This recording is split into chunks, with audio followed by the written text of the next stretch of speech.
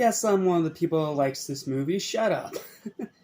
What's up? What's happening? What's going on? Welcome back to Animation Station. This is it for anything and everything animation. Welcome to a childhood favorite of mine, Hercules. Oh man, I love this one. It's not a great movie, no, but a lot like Pocahontas, it's a movie that I've watched a lot when I was a kid, and I still love it to this very day. It's fun, it's silly, it's quirky, and it's Greek mythology. That's right up my alley. I love that kind of stuff. So, without further ado, let's just dive right into our plot synopsis, which is lengthy, but it's not the lengthiest we've had. Aladdin's was still much longer than this. So, without any further ado, let's dive into probably one of my most controversial opinions. The film begins with the five muses, goddesses of the arts and proclaimers of heroes, jazz singers, telling the story of how Zeus came to power and prevented the monstrous titans from ruling the world through song. This leads to the day Hercules is born to Zeus and Hera, much to the pleasure of the other gods except for Hades, who receives word from the fates that Hercules will one day rise to power and prevent him from taking control. He sends his minions, Pain and Panic, to kidnap Hercules and feed him a potion that will strip him of his immortality. However, they are interrupted by... I'm going to try my best here, guys. Amphitryon and Alcmene. And while Hercules becomes mortal, he retains his superhuman strength. For the potion to fully work, Hercules has to drink every last drop and miss one when they were interrupted. Years later, Hercules grows up to be a misfit, having difficulty being accepted by others due to not being able to control his own strength and his clumsiness, which leads to him accidentally destroying a marketplace in hilarious Looney Tunes-like fashion. Shortly after, his adoptive parents finally tell Hercules that he is adopted, and they found a medal with his name on it when they found him. Hercules then decides to travel to the Temple of Zeus. Lightning comes down, bringing the statue of Zeus to life, and tells Hercules that he is his father and someone stole him from his parents, Zeus and Hera. Zeus tells him that he must prove himself a true hero before he can join the other gods on Mount Olympus. Along with his flying horse Pegasus, Hercules goes to Philoctetes? I'm sorry, I don't remember his name. An unhappy satyr who has failed to train a true hero yet. He decides to take on Hercules as his final attempt, after some coaxing, of course. After training with Phil, the three of them attempt to save the beautiful Megara, a damsel in distress from a centaur named Nessus. A smitten Hercules barely succeeds, and Meg returns to the forest, where she is revealed to be a minion for Hades, having sold her soul in order to save her lover's life. Her lover abandoned her, and now Meg must do favors for Hades in order to avoid an eternity of damnation in the underworld. When Hades learns that Hercules is alive, he is enraged and plots to murder him again. Meanwhile, Hercules arrives to Thebes and tries to prove himself a hero, though a group of citizens doubt and ridicule him as an amateur. After freeing two boys, Pain and Panic in disguise from under a boulder, Hercules unintentionally releases the Hydra, a serpent-like monster, an unintended consequence of a seemingly virtuous act which has been set up as a fixed contest by Hades to kill him, naturally. Phil ran for cover while Hercules bravely fights the Hydra with just his sword and his wits. Hercules scrambles to defeat the monster until it flipped him into the air and swallowed him whole. But after a moment, Hercules cuts his way out by decapitation. Only for more heads to grow back and gang up to attack him. Finally, Hercules prevails by using his strength to cause a landslide, crushing the multi-head monster while he survives, but badly bruised and wounded. Having accomplished the unsavory yet heroic task of defeating the Hydra, Hercules earns newfound fame and adoration from the citizens of Thebes, as well as the anger of Hades. Now, having the respect and support of the people of Thebes, like I said, I'm trying here, guys, I'm not Greek. Hercules soon becomes a natural celebrity as a result. Realizing that his plans are jeopardized, Hades sends Meg out to discover Hercules' one weakness, promising her freedom in return, obviously lying. Hercules is disappointed to learn from his father Zeus that he has yet to become a true hero and spends the day with Meg, who finds herself developing strong romantic feelings for him. Okay, this is the one part of the movie that I do have a problem with. The love story is way too rushed. Much to Hades' dismay, but plots to use Meg, realizing she is Hercules' weakness. Phil learns of Meg's involvement with Hades and, thinking she willingly desires to work for him, tries to warn Hercules, who ignores Phil and knocks him to the ground in an outrage. In other words, copy and paste the forced breaking up third act BS scene from Aladdin here. It's pretty much the same thing. Discouraged, Phil leaves. Hades arrives, interrupting Hercules' training, talks a lot, then snaps his fingers, making Meg appear. Before she can finish her sentence, Hades snaps his fingers and she disappears, tied up and gagged by smoke, then reappears with another snap of his fingers. He uses Meg to try to get Hercules to give up his godlike superhuman strength for 24 hours, though Hercules adds a condition that Meg will be safe from any harm. Naturally. Meg shakes her head frantically, trying to convince Hercules not to make the deal, but he doesn't listen. When Hades sets Meg free, Hades spitefully reveals that she was working for him all along.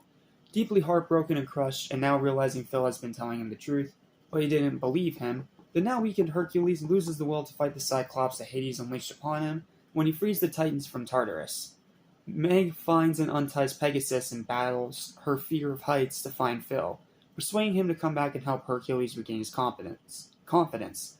He finishes off the Cyclops, but just as the pillar is about to crush Hercules, Meg pushes him out of the way and takes the hit, saving him because people always do crazy things when they're in love. As a result, the deal is broken, and Hercules' godlike superhuman strength is returned. Hercules, along with Pegasus and Phil, saves Olympus from certain doom, and Hades returns to the underworld. However, it comes with a cost. Meg dies of her injuries, her thread of life having been cut by the fates. Hercules arrives and demands Meg to be revived, but Hades shows him that she is currently trapped in the river Styx, a river of souls where all the dead go. Hades allows Hercules to trade his own spirit for Meg's, hoping to return Meg's body to the surface of the river before he's killed. Hercules jumps in as his lifeline is about to be cut by the fates. His amazing courage and willingness to ultimately sacrifice his life for others proves him to be a true hero, restoring all of his godly powers and rendering him immortal, leaving the fates shocked when they can't cut the thread of life as Hercules was immortal once again. As he successfully returns Meg to the surface, Hades tries to talk his way out of the situation. After Hades triggers Hercules by touching Meg's soul, Hercules punches him, knocking him into the river Styx, where the other souls grab Hades and pull him down into the river of souls. Yeah, Disney loves their dramatic, over-the-top villain deaths. Hercules revives Meg, and they both head to Olympus, but when Meg's entrance is denied, as she wasn't immortal like the gods, Hercules chooses to become mortal once again and stay on Earth with her, which Zeus and Hera grant. Hercules is acclaimed a hero in both Earth and Olympus alike. Zeus creates a constellation in his image, and Phil is remembered for being the one who trained him. In a post-credits audio sequence, Hades is heard complaining about no one listening to him. That's the story of Hercules. It's simple, it's funny, it's not something new that we haven't already seen before, but it's fun. That's the whole big point of this movie, in my opinion. It's just pure, undeniable fun. Now let's move on to our voice cast. And we have quite the stacked one here, if I may say so myself. First up, we have Tate Donovan as the voice of Hercules, adult Hercules. He does a great job. Josh Keaton as young Hercules is also pretty good, and then Roger Bart does a good job singing as young Hercules. In other words, he's the one that sings Go the Distance. Danny DeVito as Phil is amazing. I mean, it's Danny DeVito and arguably his most iconic role. James Woods as Hades was perfect. Like, they could not have picked someone better to play Hades. He's funny, but he's also evil, and he's also kind of quirky in a way. Heck, a lot of these characters are pretty quirky, so it fits the bill. He's nowhere near, like, Jafar or Frollo or friggin' Jafar, Frollo, or Scar. That's the one, Scar. But he's still a great villain. Another great Disney villain. Susan Egan as Meg is fine. Like, it's the stereotypical love interest working for the bad guy. Thing you've seen a dozen times before. Frank Welker as Pegasus is good. I mean, it's Frank Welker. He's great at making animal noises. Rip Torn, yes, that Rip Torn is the voice of Zeus. He does a great job. Samantha Eggar as Hera is great. Lilias White as Calliope, hope I'm saying that right, is pretty good. Cheryl Freeman as Melfanini. I can't pronounce these names, guys. I'm sorry. is good, LeChen's is good, Roz Ryan's good, Vanessa White Thomas is good, Bobcat Goldthwait is good, Matt Frewer is good, Patrick Penny's good, Hal Holbrook is good, Barbara Barry's good, Amanda Puller, Carol Shelley, Patty Edwards, Paul Schaefer, Wayne Knight, Charlton Hester, Jack Angler, Roger Bumpus, Corey Burton, Jim Cummings, Jim Ward, Bill Farmer, Mickey McGowan, Patrick Penny, Phil Proctor, Jane Ramsden, Eric Von Detten. They're all really good here. So yeah, shout out to the voice cast. They're really good.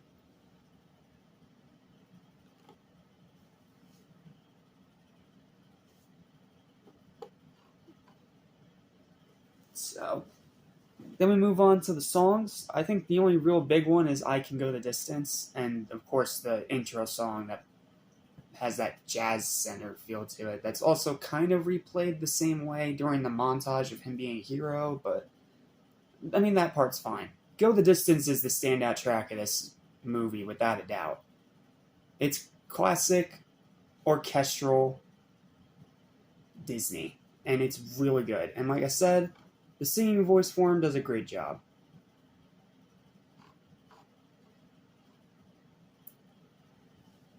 Not to mention, this is also a topical movie of sorts, because there's also some pop culture references. There's a reference to Karate Kid in there, which is interesting, to say the very least.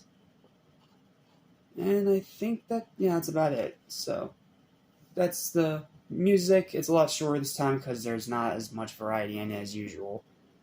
There's the characters, there's the voice acting, there's the story. Now for my overall thoughts.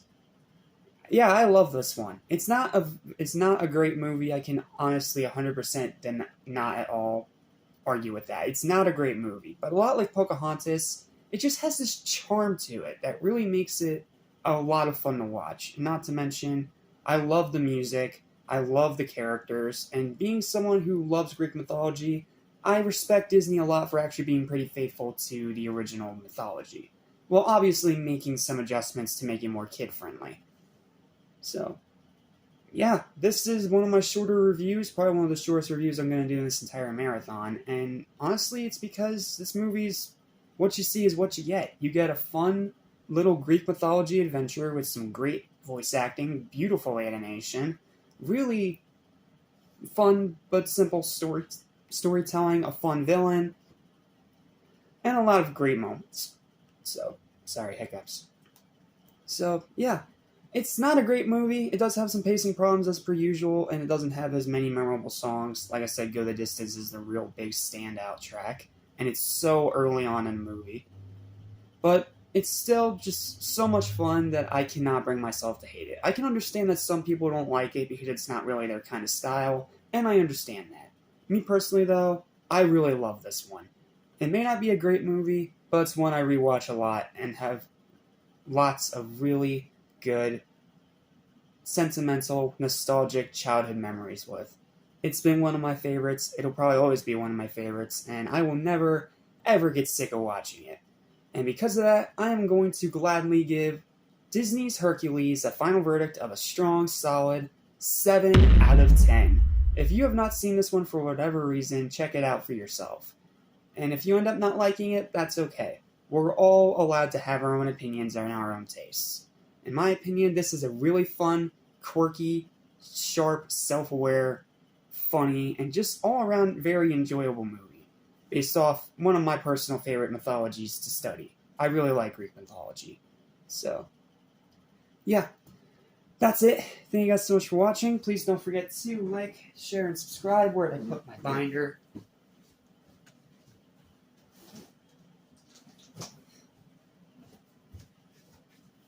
Forgot my binder. Sorry about that. I'm a little bit unprepared because I'm a little bit behind. So, what's next? Oh, I get to talk about my favorite Disney movie next. Yes, please. See you next time for the masterpiece that is Mulan.